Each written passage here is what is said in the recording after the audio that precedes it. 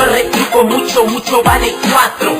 Muy poco gusta para toda esta manga de gatos. En esta movida faltan... Estamos acá en presencia de Jorge Falcone, militante popular, cineasta, poeta, entre otras muchas otras cosas, pero antes quiero dar un anuncio, que es que nuestro querido productor Javier Iglesias, que también es cantautor, guitarrista y cantante, bueno, hay diferencia en eso, uno que es ignorante no lo sabe, toca hoy a las 22 horas en el bar La Colorada, en Rojas, esquina Yerbal, esto es en el barrio de Caballito, y el viernes 30, a las 23:30 horas, toca en la Bohemia Bar Yerbal, 1657, también en el barrio de Caballito. Es un rockero zonal, pareciera. Y también llegó Leticia Campanella, nuestra querida informativista.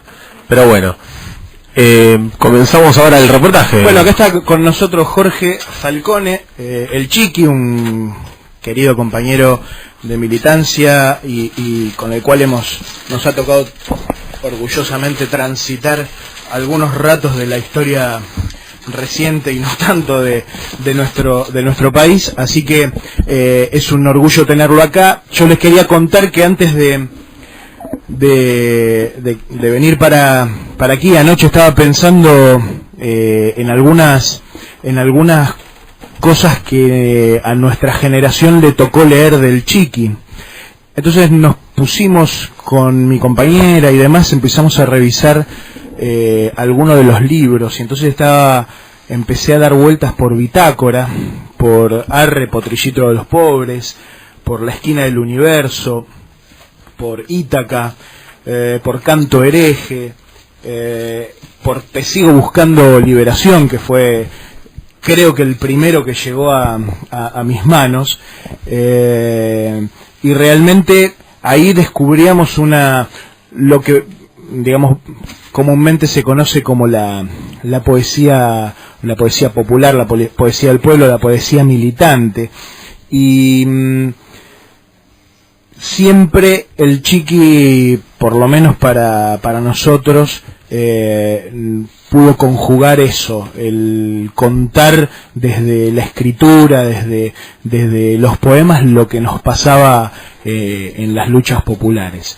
Así que revisando eso, y hace unos días te decía que me había reencontrado por esta cosa de la informática con el Chilo Ramos. Sí, señor. Y recordaba un poema donde vos hacías una introducción acerca del Chilo Ramos, que decías que algo así, corregime vos, pero qué curiosa que es esta vida. Un día te encontrás, un día en esta resistencia clandestina te encontrás disfrazado de basurero, y al otro día estás arriba de un avión yéndote para el exilio, ¿no es cierto? Tal cual, sí. Un gran amigo, un cuadro militante un cuadro militar de la FARC, devenido en los últimos tiempos dramaturgo, estudió en el conservatorio y recientemente se graduó como licenciado en Ciencias Sociales de la Universidad Nacional de Quilmes. Está en San Pedro ejerciendo la docencia teatral y traduciendo todas sus vivencias y todas sus memorias en obras de teatro militantes. Hace poco le vi el estreno de una de ellas que se llama Cuernavaca, basada en el caso de Tulio Valenzuela, por ejemplo, ¿no es cierto? Así que tengo un estrecho contacto con el Chilo Ramos. Bien. Voy generalmente cuando vas para una obra. Sí, cuando viene acá, o a veces lo visito en San Pedro. Bueno, Chiqui, vos sabés que este es un programa donde nosotros tratamos de darle un contenido vinculado a las luchas que están llevando adelante hoy los trabajadores en su reclamo de dignidad, de justicia social, de salario justo,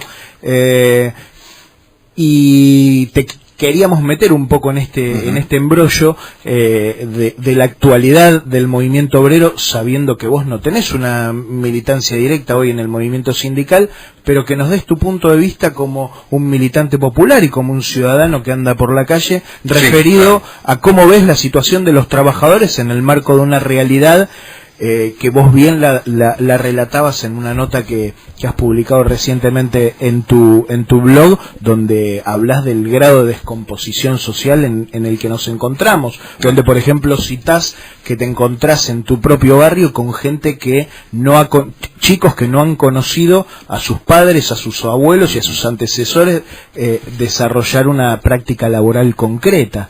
Y eso obviamente genera un condicionamiento en su propia vida. ¿Qué opinión te merece esto? Bueno, en principio debo decir que lo que se ha dado en llamar la década ganada fue una experiencia que corrigió cierto devenir de la política, dejando muchas asignaturas pendientes, y una de ellas fue unificar al movimiento obrero organizado y enriquecer su grado de protagonismo, su empoderamiento. No quiero hablar de medidas maximalistas. En alguna oportunidad el propio Recalde tenía una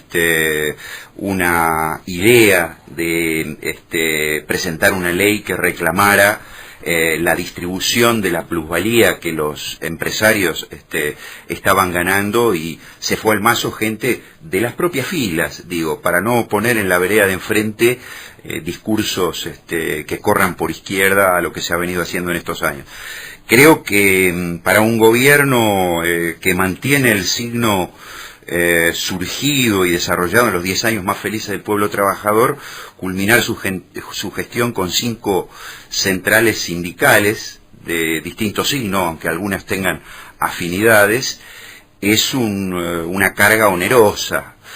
Creo que dejarse arrebatar por la carencia de un modelo sindical propio, banderas antiburocráticas, por ciertas formaciones de izquierda que, como conversábamos fuera del aire, están conquistando comisiones internas, sobre todo en el arco zonal de la zona norte de la provincia de Buenos Aires, como protagonizando una renovación generacional de la dirigencia sindical, y como vos bien decías, haciendo plenarios con protagonismo, ¿no? Todo lo que ha sido la lucha de los subtes, del Garrahan, de los ferroviarios, de los terciarizados, etcétera, etcétera, me parece que pone una luz amarilla del semáforo para lo que son las posiciones nacional populares en cuanto a una mora a resolver impostergablemente. No sé si hay voluntad de hacerlo. Lo otro, en un terreno más de base y más militante, me parece que es barajar y dar de nuevo respecto a un debate pendiente también, que es el del nuevo sujeto social. Bajo el paradigma metalmecánico que campeó hasta buena parte del siglo XX, hablar del movimiento obrero organizado, que es un poco lo que el léxico del peronismo canonizaba como tal, la columna vertebral del movimiento nacional, era un lugar común que tenía mucho sentido. No sé si hoy ha adquirido, a partir del 2001 y de lo que es el paradigma telemático, ¿no es cierto?, un protagonismo excluyente. Me parece que hay nuevos actores sociales que tienen que ver con una exclusión estructural, y que hay que tomar en cuenta también como un factor activo y dinámico. Por citar un ejemplo, el movimiento de empresas recuperadas, eventualmente, que no tiene la fuerza que tuvo en los primeros años del siglo XXI, pero que autogestiona, ¿no es cierto?, algunas empresas que no han sido expropiadas, han sido bastante maltratadas esas causas cuando no he intentado cooptarlas, ¿no es cierto? Yo creo que esta es una discusión pendiente que tiene la militancia.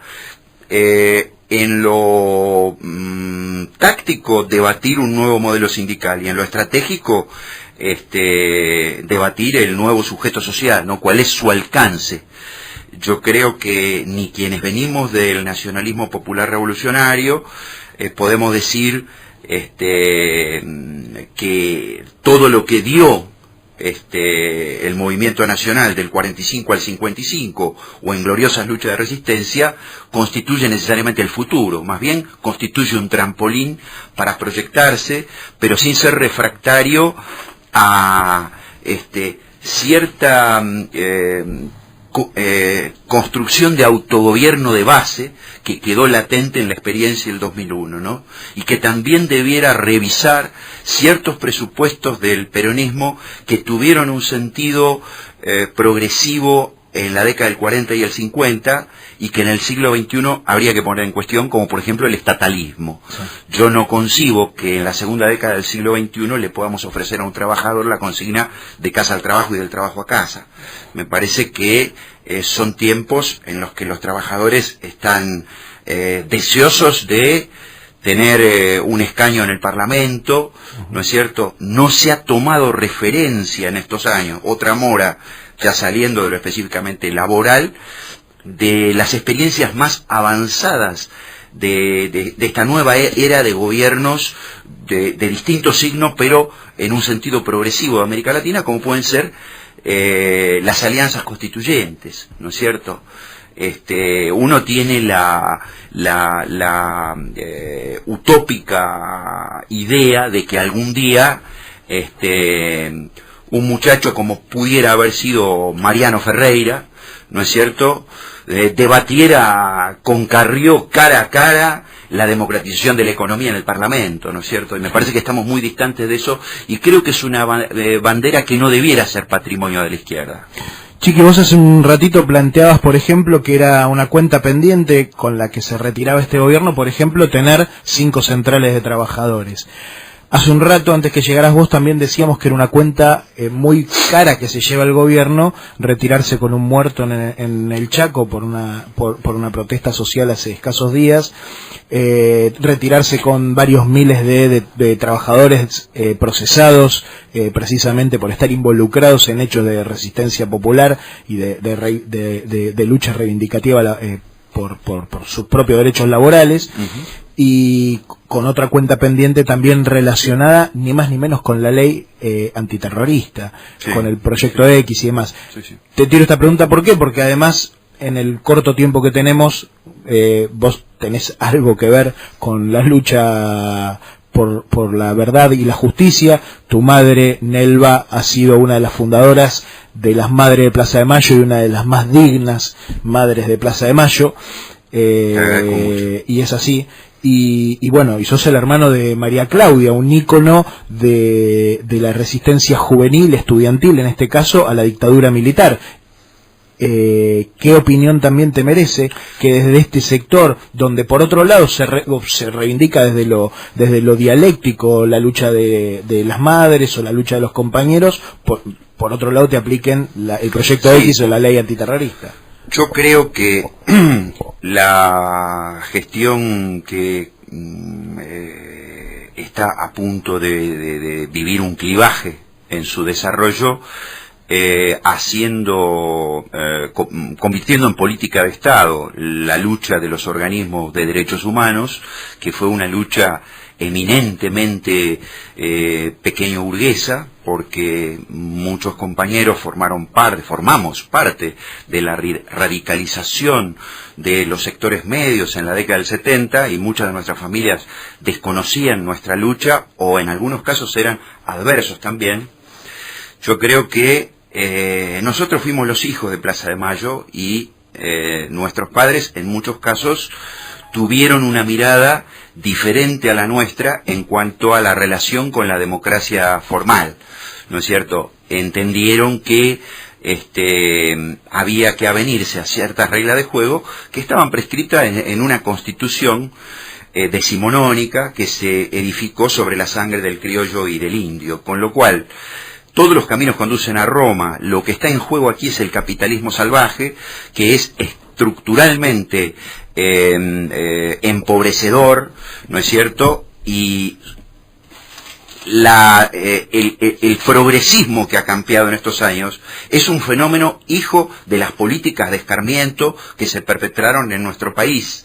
Esa suerte de jubilación de la utopía que se ha venido viviendo de un tiempo hasta otro, convirtiendo las reformas estructurales en un discurso meramente gestual, me parece que hace, por usar una metáfora pedestre, a la espuma de una cerveza cuya base, cuyo lúpulo es que la pobreza estructural existe, si es que no se ha incrementado, que tenemos más de 14 millones de pobres estructurales, que nadie se pone pañuelos blancos por los niños fumigados, ¿no es cierto? Que el desierto verde de la soja avanza matando la capacidad germinatriz de la Pachamama, que desde el año 1996 el Roundup prescripto por Monsanto, que forma parte de los nuevos grupos económicos, junto con Cargill, junto con Barrick Gold, etcétera, etcétera, de una nueva oligarquía que hay que reconsiderar, ¿no es cierto? Porque muchos sectores de la militancia viven de renta, pensando en la vieja oligarquía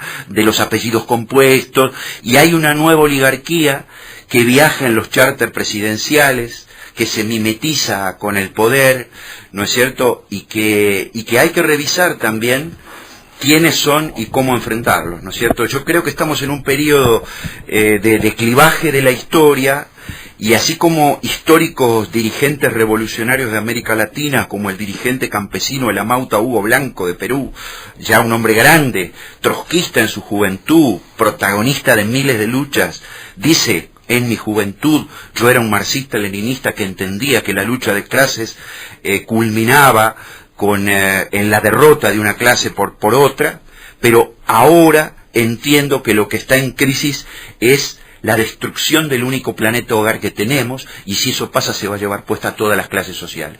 Yo creo que esta es la gran tragedia que yo veo en el proceso de transformación pendiente de la Argentina para una nación autodeterminada, soberana, que es que hay que incluir estos ejes en la agenda de debate militante. Jorge, te dejo una pregunta, vamos igual a un tema, así que te la dejo planteada para el otro bloque, y es justamente retomando lo que hablas vos, el tema del el desastre ambiental inminente, si es que ya no está, porque estamos hablando de glifosato en sangre, gente con cáncer en el interior, el derrame de millones de litros de cianuro en la ciudad de Hachal. La pregunta es: ¿cómo ves la reconstitución de una resistencia popular y de un movimiento amplio que es necesario para poder cambiar estas cosas, cuando mucha de esa gente ha defeccionado y están junto, por ejemplo, a una persona como Aníbal Fernández, que este sábado dijo: yo soy absolutamente pro minero y no tengo duda, y lo digo y me la aguanto, porque aparte tiene esa forma de hablar, junto a gente que en otro momento ha sido parte de esta resistencia, tanto más de Plaza de Mayo como movimientos como resistentes a la dictadura, como gente del llamado progresismo? Esa es la pregunta que te dejo para el próximo bloque, pero ahora vamos a escuchar una canción. Antes escuchamos Esa estrella era mi lujo, luego El hombre suburbano, y ahora lo anunciamos próximamente. Mucho retruco, mucho vale 4. Muy poco cuitas para toda esta manga de gatos. En esta movida falta envido, pero sobra envidia. Y estamos acá con Jorge Falcone. Como le acaba de preguntar, le voy a volver a reformular la pregunta, y es: ¿cómo ve esta situación tan terrible, latente, del desastre ambiental, que, como bien dijo él, como decía el compañero Hugo Blanco de Perú, nos va a llevar a todos puestos, seamos de la clase que seamos?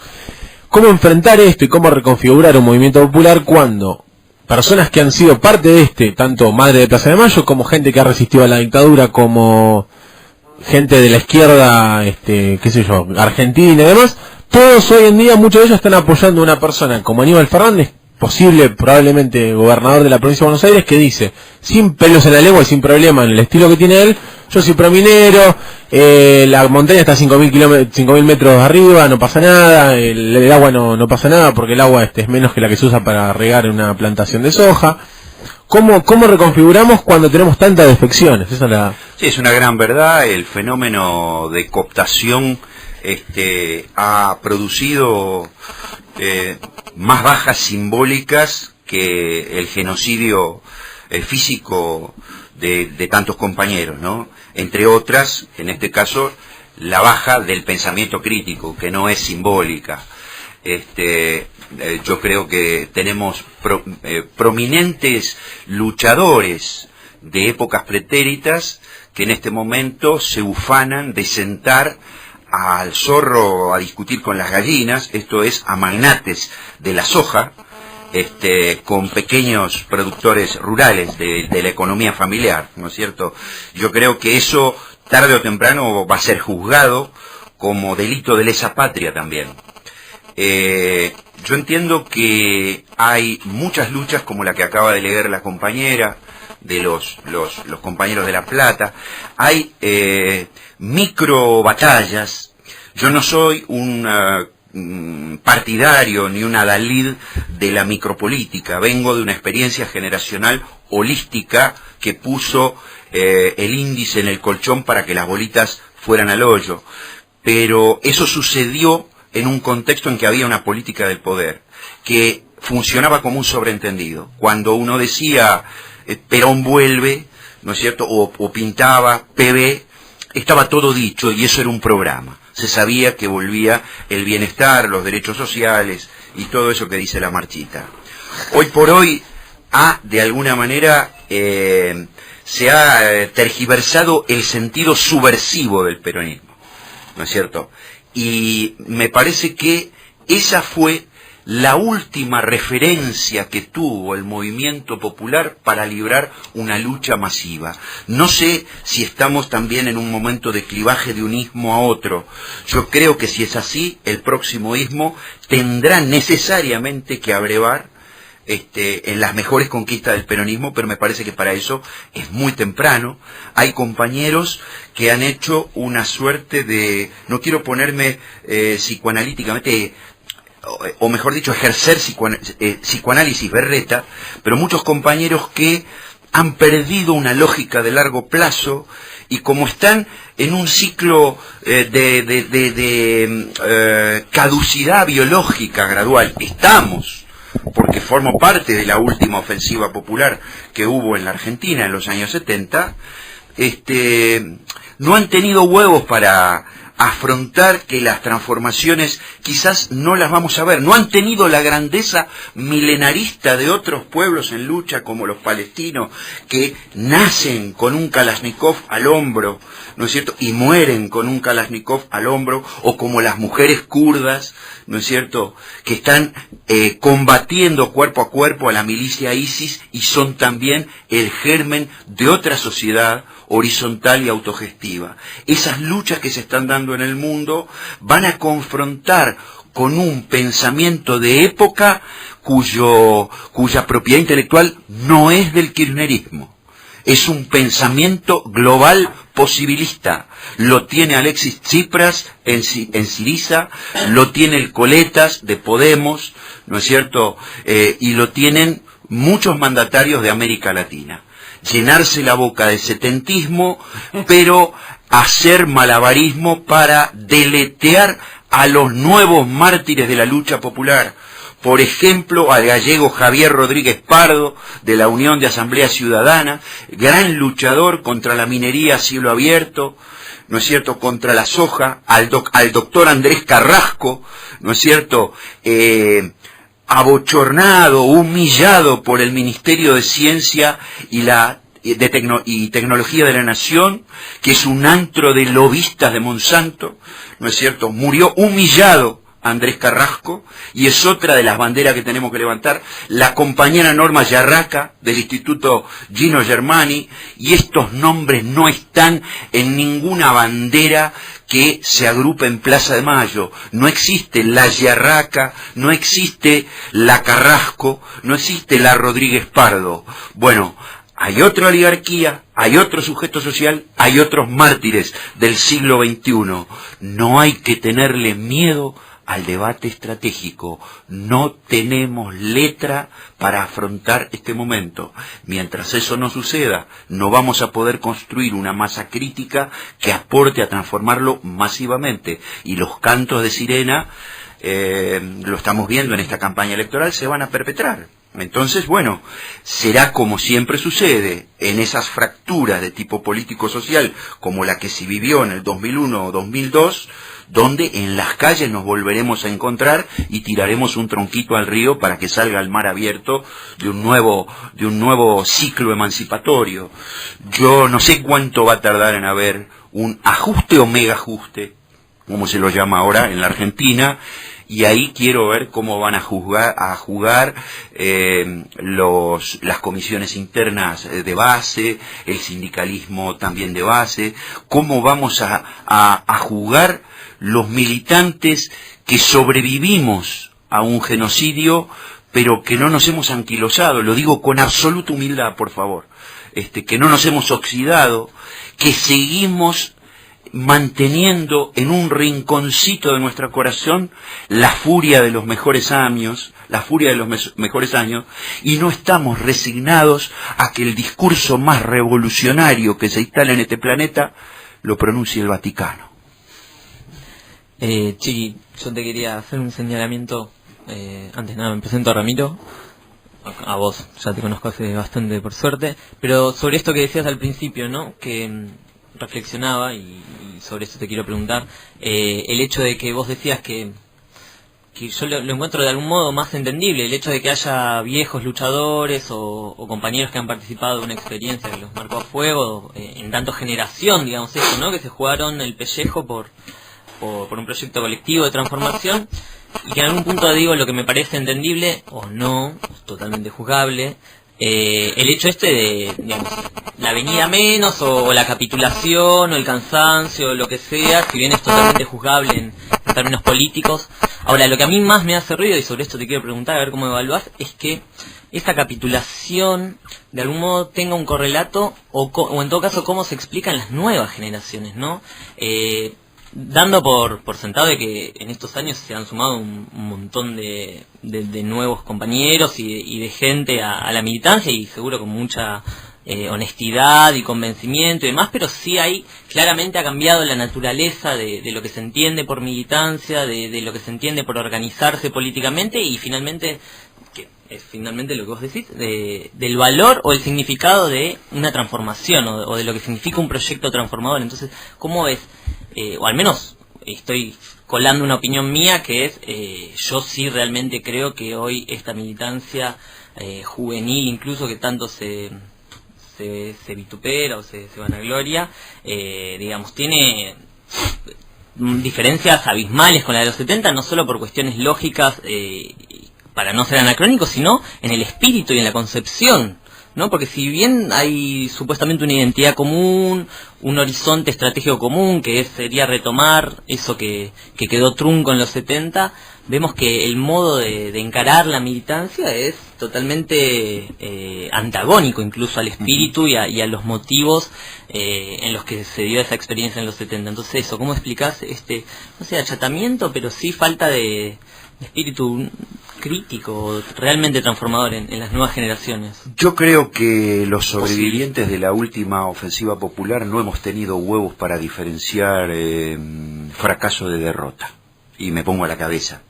Yo hablaba de que habíamos sido, en la primera mitad de los 80, ¿no?, que habíamos sido objeto de la derrota en una batalla, pero que la lucha seguía, y que, bueno, obviamente sigo pensando que ciertos ideales permanecen absolutamente vigentes, pero yo creo que acá hubo una derrota estructural, pero no del ERP o de los montoneros o de la generación del 70, hubo una derrota de las utopías setentistas en el planeta, de los proyectos de liberación que apelaron a la acción directa y pusieron en práctica una concepción de conquista del poder. Hubo una derrota de eso. Yo creo que las generaciones que compraron el espejismo de que el proceso en curso era lo más parecido a las banderas que relataron sus padres, fueron objeto de la obturación de un debate que canonizó un esquema edulcorado de la epopeya de los 70 como una epopeya romántica, pero sin entrarle a un debate franco en pro de sus claroscuros. ¿Por qué no debatir que estuvo para el orto la toma del regimiento 29 de Monte en Formosa? ¿Por qué no debatir que estuvo para el orto el asesinato de José Ignacio Rucci? ¿Por qué no debatir cuánto perjuicio produjo el foquismo guevarista en América Latina?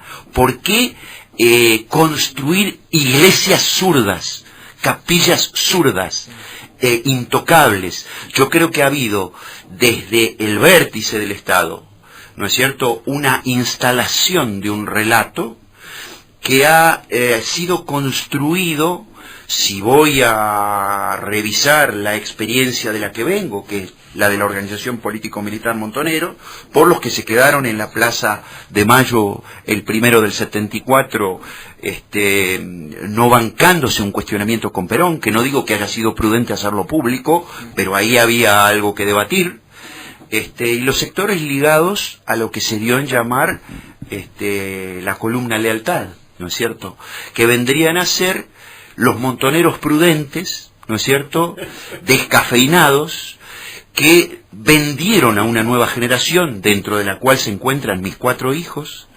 el hecho de que en 2003 se inauguró una nueva oportunidad histórica para llevar adelante lo que había quedado trunco en aquella oportunidad.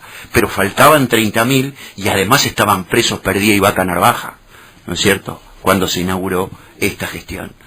Pero se nos obligó, hay una estrofa de Antonio Machado a propósito de la Guerra Civil Española que decía: a la triste y malherida España de carnaval vestida, nos la han puesto beoda y malherida para que no acierte la mano con la herida.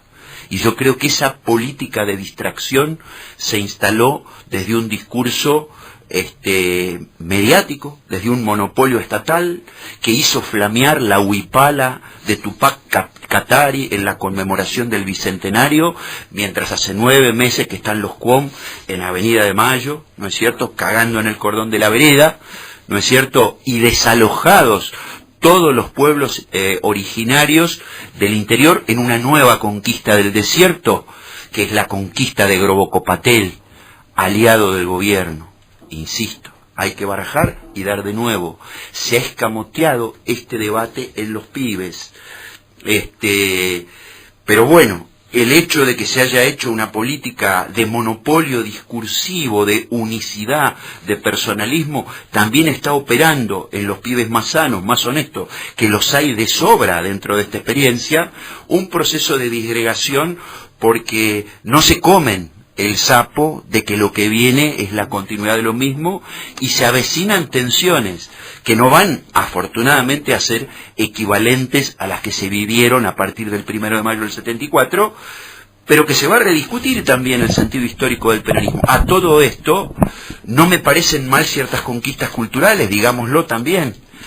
Que haya niños que crezcan escuchando a El Mundo de Zamba desautorizar a Sarmiento en pro de San Martín, o que haya adolescentes que debatan con sus profesores de letras en la secundaria El Eternauta de Oestergel, ¿no es cierto?, o que haya adultos que hayan conocido durante todo este tiempo a Arturo Jaureche, a Rodolfo Kusch, a Raúl Escalabrini Ordiz.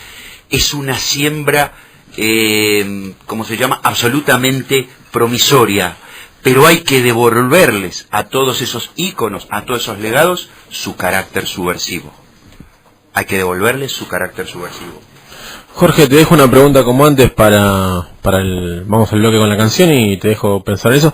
Estábamos hablando antes, fuera de aire, y me gustaría que vos también lo mencionaste, que nos contaras cuando volamos cuál es la nueva oligarquía, cuáles son los nuevos. Mencionaste a Grobocopatel y hay otros que me gustaría que hables de ciertas corporaciones o ciertos grupos que no están visibilizados, y que incluso la militancia se queda con esa idea del tipo de doble apellido que vive en Montevideo y por ahí en Recoleta, y que pensemos cuáles son realmente los nuevos enemigos. Mucho rectico, mucho vale 4. Muy poco gustas para toda esta manga de gatos. Acabamos de escuchar Vuelvo de Canario Luna. Le recuerdo a los oyentes que nos encuentran 49417117, por el Facebook Quiero Retruco Radio y en Twitter Q Retruco Radio. Los libros que vamos a repartir hoy, la pregunta es: ¿a quiénes respondan la fecha en que se realizó la última y más importante movilización de trabajadores contra la última dictadura? Los libros para repartir son Mordisquito, de Enrique Santo Discépolo, y El hombre que está solo y espera, de Raúl Escalabrini Ortiz. Los libros se retiran los viernes de 19 a 21 por la radio, que es acá en Alberti 223, Capital Federal, o de lunes a jueves de 19 a 21 en la sede del Centro de Estudios Socioeconómicos Roberto Carri en Sarmiento 4335. Estamos acá de vuelta con Jorge Falcone, y te retomaba la pregunta que te había hecho antes, es: ¿cuál es la nueva oligarquía o los nuevos grupos oligopólicos, para decirlo en un lenguaje más cercano a como le gusta usar al gobierno, frente a esa idealización y esa idea que quedó en el tiempo de mucha militancia popular de que la oligarquía es el tipo de doble apellido que tiene muchos campos en la Patagonia y vive en Recoleta y demás? Sí, hace poco se reunieron los hijos de los dueños del país en un hotel de Bariloche, para ponerse de acuerdo con respecto a lo que consideraban el nuevo ciclo por venir, y acordaron apoyar al PRO. No sé si estaría en condiciones de hacer una lista de nombres y apellidos, pero yo creo que los magnates sojeros, ¿no es cierto?, los magnates del monocultivo vegetal y del pensamiento, ¿no es cierto?, que están desalojando poblaciones empobrecidas del interior para que crezca el cordón periférico de Buenos Aires y poner en manos a todos esos expatriados, a esos desarraigados de los magnates del meganegocio inmobiliario, ¿no es cierto? Esos magnates que del interior compran por chirolas las tierras de los pequeños productores y organizan guardias blancas que son la verdadera triple A del siglo XXI, ¿no es cierto?, que nadie denuncia, y después los magnates de la minería, que por supuesto tienen fuertes alianzas con los caciques feudales del interior. Yo mencionaba los casos más paradigmáticos, que son los de la Barrick Gold, que tiene grandes aliados en la Argentina, el caso de Cargill, que viene destruyendo nuestra soberanía alimentaria con sus pollos pichicateados. Recomiendo leer el libro Malcomidos de Soledad Barruti, otra joven patriota que no está en el discurso de la militancia, por algo será, le cierran las puertas en muchos medios de comunicación. Sin embargo, allí se habla de cómo se viene violando nuestra soberanía alimentaria, y la gente de Monsanto, por supuesto, que ha sido recibida con alfombra roja por el Ejecutivo. Podría mencionar a muchos otros, pero esto hace a un modelo... Perdón, Grobocopatel, que es interesante porque se presenta como una especie de Steve Jobs, buena onda, ecologista, y es un... Ahí hay un caso, un hueso duro de roer que hay que tratar de estudiar a fondo, porque es un hombre que viene de militancia bolchevique, y hay un denominador común con respecto a esto. Como dice el pensador uruguayo Raúl Sibeki, pareciera ser que para reciclar la gobernabilidad del capitalismo salvaje hay un acuerdo en las clases dominantes que eso debe ser entregado a las izquierdas progresistas. Entonces, muchachos de las nuevas militancias, estamos bregando por conquistar una colina que ha sido entregada. Acá hay que barajar de nuevo y ir a tocar el timbre en otro lado, porque las viejas banderas sirven para valorar las luchas y a los que quedaron en el camino, pero me parece que hay mucha tela para cortar. Chiquita, queremos cambiar un poco el ángulo de la charla. Ajá. en este último ratito que nos queda. Nombramos al inicio de la entrevista que durante años de nuestra militancia nos enriqueciste y nos emocionaste con Arre Potrillito de los Pobres, con Bitácora, con Te Sigo Buscando Liberación, con La Esquina del Universo, pero también fuiste... te diría que imprescindible para encontrarnos con las primeras imágenes de lo que para nosotros, esta generación que nos sumamos a la militancia en la postdictadura, las primeras imágenes, por ejemplo, de la resistencia cuerpo a cuerpo cuando se fue la dictadura militar el 16 de diciembre de 1982, con ese documental histórico grabado en VHS y con imágenes directas de cómo fue la resistencia de la juventud peronista a la dictadura militar, al punto tal de haber ingresado directamente a la Casa Rosada. Pero también luego hiciste un documental extraordinario, o mejor dicho, fuiste parte de un equipo que hicieron un documental extraordinario sobre la lucha de los 26 puntos de la CGT. Así es.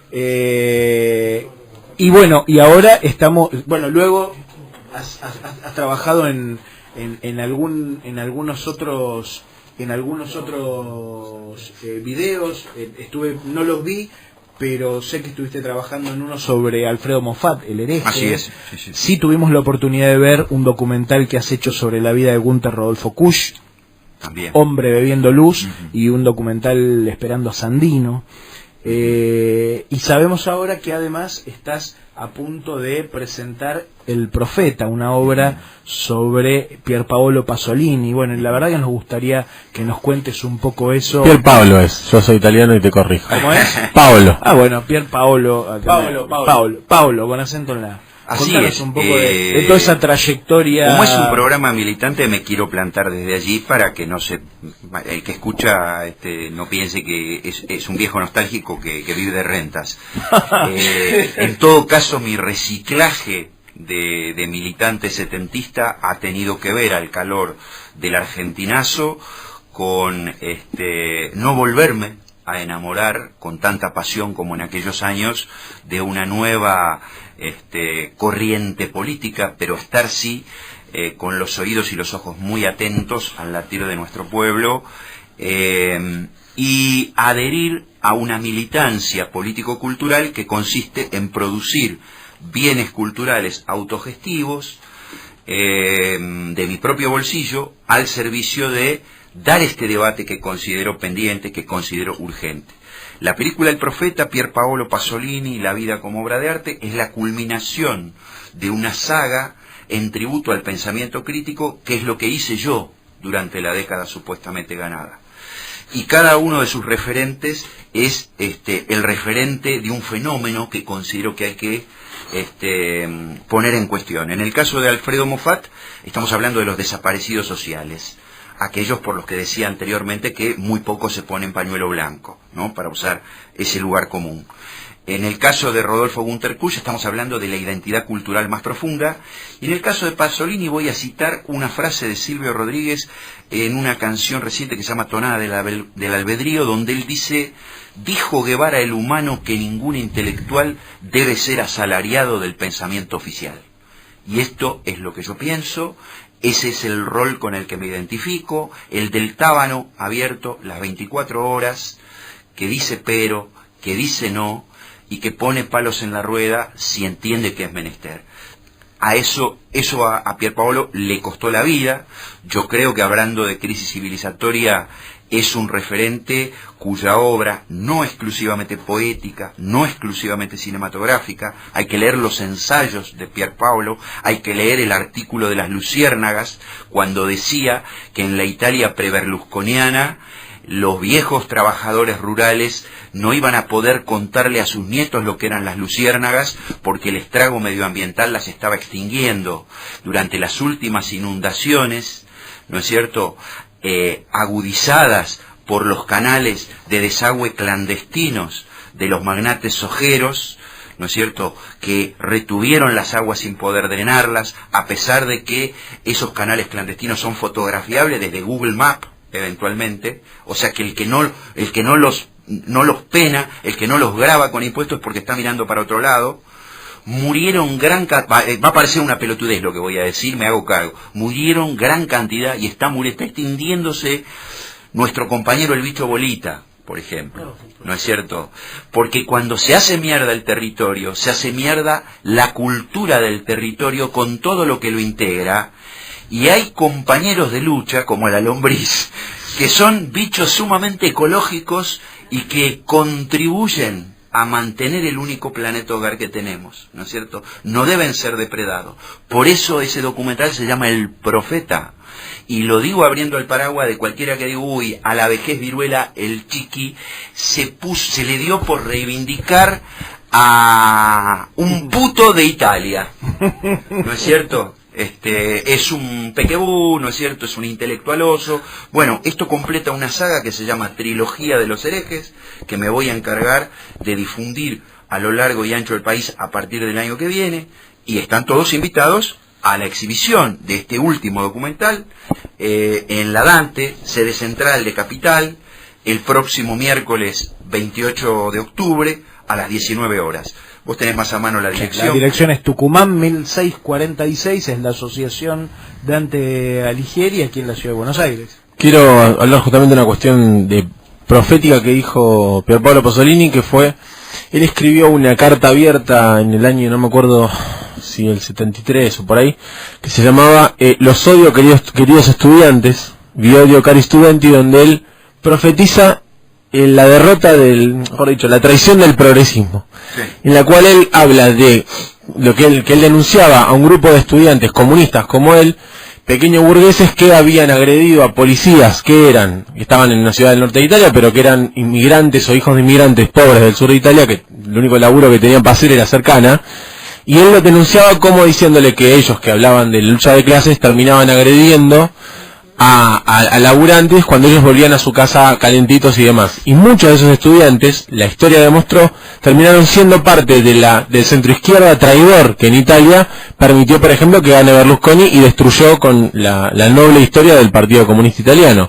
Walter Veltroni, que fue alcalde de Roma, y Giuliano Ferrara, que terminó siendo senador, mejor dicho, no fue senador, era un periodista muy importante de Berlusconi, por encima se pasó de bando. Bueno, ese grupo de estudiantes eran los que le habían pegado a las pobres policías del sur de Italia.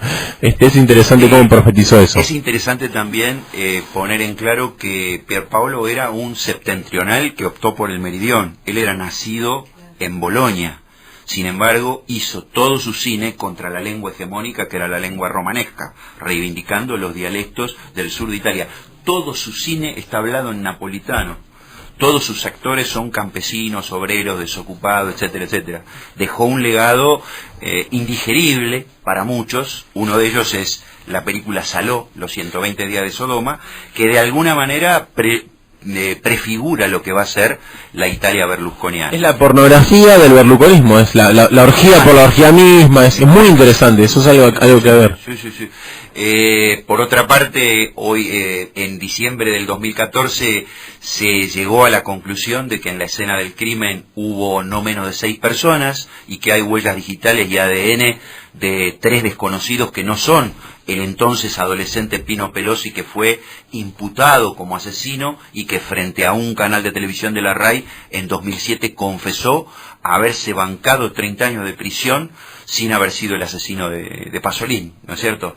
Apareció un capítulo de su última novela donde denunciaba a los magnates de la industria petrolera que habían contribuido al asesinato de Enrico Mattei, que era el titular del ente hidrocarburífero estatal de Italia, asesinado en un accidente aéreo como el comandante Omar Torrijos. Y Pierpaolo venía en ese 1975 que acá estaba asignado por la AAA, López Rega, etcétera, él venía denunciando que estábamos todos en peligro, frase canónica de su última entrevista, y denunciando a quienes estaban tratando de abortar la ofensiva del 68 en Italia, ¿no es cierto?, con ayuda de la CIA, etcétera, etcétera, etcétera, poniendo bombas terroristas, el neofascismo, digamos, ¿no? Bueno, eso justamente de lo que habla Jorge es los años de plomo, que fueron como la predictadura acá, más blanda, pero en Europa Occidental, sobre todo en Italia. Y una cosita cortita antes que José le haga una pregunta es, al que pueda encontrarlo, yo les recomiendo que busquen la película El caso Mattei, se llama el caso Mattei con doble T, que es una película de investigación periodística de esa época de denuncia social y que muestra tanto como la derecha, como el Estado, como la mafia están involucrados en este crimen. Y bueno, a un tipo que era un tipo nacional y popular, Mattei, ¿no? Un democristiano de izquierda. Le había dado la espalda a la Shell y la ESO para tratar con la OPEP, con la Organización de Países Productores de Petróleo. Te vuelvo a tirar para atrás porque verás que este es un programa que está bien, desordenado y demás, a disposición. Y nos queda igual muy poco tiempo, pero recuerdo una anécdota que no sé si alguna vez te la contamos.